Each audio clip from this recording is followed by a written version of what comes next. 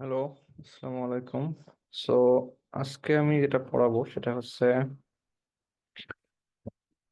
Compiler design কোর্সের একটা chapter. সেটা চ্যাপ্টার 4 এবং চ্যাপ্টার 2 এর কিছু অংশ। আসলে কোয়ানিতা কোয়ানিতার নোটে বেশ কয়েকটা জিনিস আছে, বাট সবকিছু আমি পড়িনি। চ্যাপ্টার 4 থেকে পড়া শুরু করছিলাম ছুটির মধ্যে। চ্যাপ্টার 4 এ কিছু কিছু জিনিস আমরা পড়বো। আসলে আমি দেখাইতেছি যে আমাদের আসলে এই কোর্সের মেন উদ্দেশ্য হচ্ছে তোমার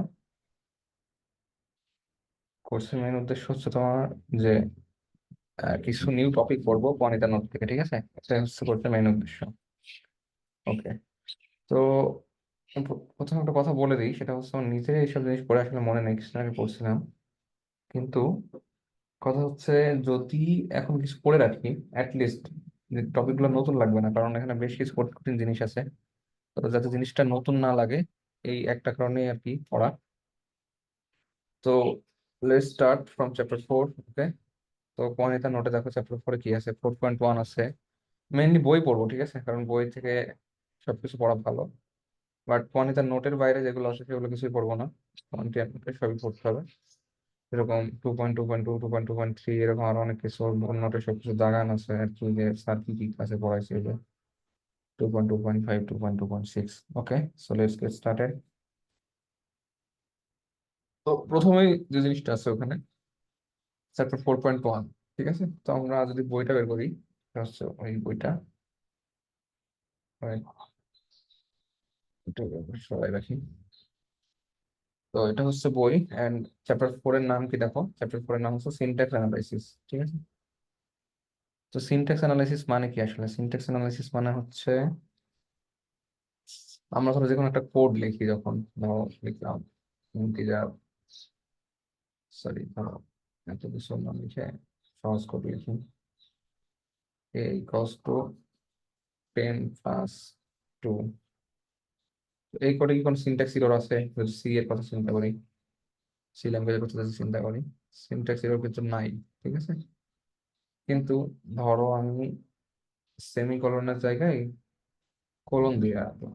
ঠিক আছে, কোলন দিলাম। তাহলে সেমিকলনের জায়গায় কোলন কি সিতে অ্যাকসেপ্ট করবে? কারণ সিতে কি বলে যে স্টেটমেন্টের শেষে অবশ্যই সেমিকলন থাকতে হবে, কিন্তু যদি কোলন থাকে, এরকম যদি কোলন থাকে, তাহলে সেটা কি অ্যাকসেপ্টেড? না, এটা অ্যাকসেপ্টেড না। ঠিক আছে, অ্যাকসেপ্টেড না। সেহেতু আমাদের করতে হবে কি, আমাদের কম্পাইলার সেই ক্ষমতা থাকতে হবে যে এইটা যে একটা ইরোর, এখানে যে একটা সিনট্যাক্স ইরোর আছে, এখানে যে একটা সিনট্যাক্স ইরোর আছে, ঠিক আছে, সেটা আমাদের কম্পাইলারকে জানাতে হবে। ঠিক আছে। তো এখন এই যে কোয়ান্টিয়া নোটের যে চিত্রটা, ঠিক আছে, এই চিত্রটা যদি আমরা দেখার চেষ্টা করি বই থেকে, হ্যাঁ দেখো, চিত্রটা কোন সেকশনে আছে, দ্য রোল অফ এ পার্সার। তো রোল অফ এ পার্সার আগে আমি চিত্রটা একটু বোঝাই, তাহলে রোল অফ এ পার্সারটা ভালো বুঝবা। ঠিক আছে। তো রোল অফ এ পার্সার মানে কি, ধরো সোর্স প্রোগ্রাম তোমার কাছে আছে, সোর্স কোড যেরকম আমি ওখানে লিখলাম যে ইন্টিজার, সরি a = 10 + 2, এটা একটা সোর্স কোড হলো। ঠিক আছে। সোর্স কোডটা যেটা আছে, সেটা সবার প্রথমে কার কার হয়ে পার হয় আর কি, মানে কম্পাইলার তো বিভিন্ন হয়, যে একটা কম্পাইলার মডেল দেখাচ্ছে, কম্পাইলার বিভিন্ন ফেজ থাকে। তো প্রথম ফেজে আসলে কি হয়, লেক্সিক্যাল অ্যানালাইসিস হয়। লেক্সিক্যাল অ্যানালাইসিসটা কি, এটা আমরা আগে পড়ছি, আসলে প্রথম শ্রেণীতে এটার পরীক্ষা দিচ্ছি, এক্সাম দিচ্ছি। লেক্সিক্যাল অ্যানালাইসিস হচ্ছে এরকম, ধরো আমি টিচার না লিখে আইএনটিটি লিখলাম। ঠিক আছে, a = 10। তো এটা তো একটা ভুল, তাই না? আইএনটিটি বলে কোনো জিনিস কি সি ল্যাঙ্গুয়েজ আছে? নাই। আইএনটিটি বলে কিছু নাই, তার মানে এখানে একটা ভুল ধরতে হবে। এই ভুলটা কে ধরে? এই ভুলটা লেক্সিক্যাল অ্যানালাইজার ধরে। ঠিক আছে। তো আমরা আসলে সেই ফেজ পার করে এসেছি, এখানে আসলে লেক্সিক্যাল অ্যানালাইজারের কাজ নাই। লেক্সিক্যাল অ্যানালাইজারের যে ফেজ ছিল সেটা আসলে আমরা পার করে এসেছি। ঠিক আছে। তো এখানে লেক্সিক্যাল অ্যানালাইজার কি করে, ওই যে ধরো ইন্টিজার a = 10 লিখলাম, ধরো এটা সঠিক ছিল। তো লেক্সিক্যাল অ্যানালাইজারের কাজ কি, টোকেন বানানো। তো ইন্টিজারকে একটা টোকেন বানাই, এ কে একটা টোকেন বানাই। ধরো এটার টোকেনের নাম হয় আইএনপি, এর টোকেনের নাম হয় আইডি, এই ইকুয়াল এর জন্য অ্যাসাইন। ঠিক আছে। তারপরে 10 এর জন্য হচ্ছে integer ID, sorry integer constant, ধরো ইন্টিজার কনস্ট্যান্ট ধরো, এর জন্য সেমি, সেমিকোলনের জন্য ধরো সেমি, সেমি। ঠিক আছে, এরকম আর কি। তো এরকম টোকেন বানাই, টোকেনাইজারের কাজ, সরি, লেক্সিকানাইজারের কাজ হচ্ছে এরকম টোকেন বানানো দিয়ে এই টোকেন গুলা ও আসলে পরবর্তী ধাপে পাঠাই।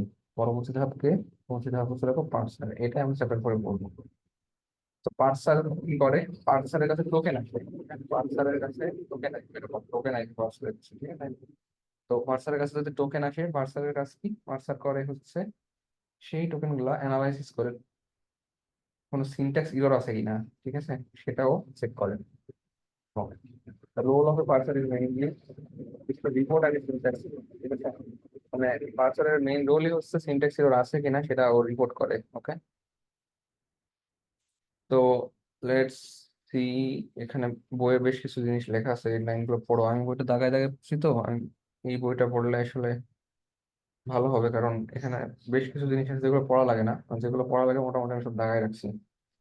We expect the parser to report, এই যে দেখো এখানে লেখা আছে, we expect the parser to report and syntax error and intelligible fashion and to recover from commonly occurring errors। দেখো পার্সারের একটা কাজ হচ্ছে তোমার ইরোর থেকে রিকভারি করা, কারণ ইরোর ফাইন্ড করা আসলে কঠিন না, ইরোর রিকভারি করাটা আসলে কঠিন।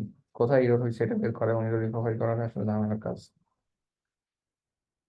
সো আচ্ছা, পার্সার আর একটা কাজ হচ্ছে, পার্সার কি করে, মানে কিভাবে ইরোরটা বুঝে আর কি, এই যে দেখো পার্সার কনস্ট্রাক্টস এ পার্স ট্রি, ঠিক আছে, parser constructs parse tree and passes it to the rest of the compiler। এরপরে রেস্ট অফ দ্য কম্পাইলার আছে, এটা আসলে পরের পার্টে গুলো এখন পড়বো না এই চ্যাপ্টারে, ওগুলো কি আমি নিজেও জানি না।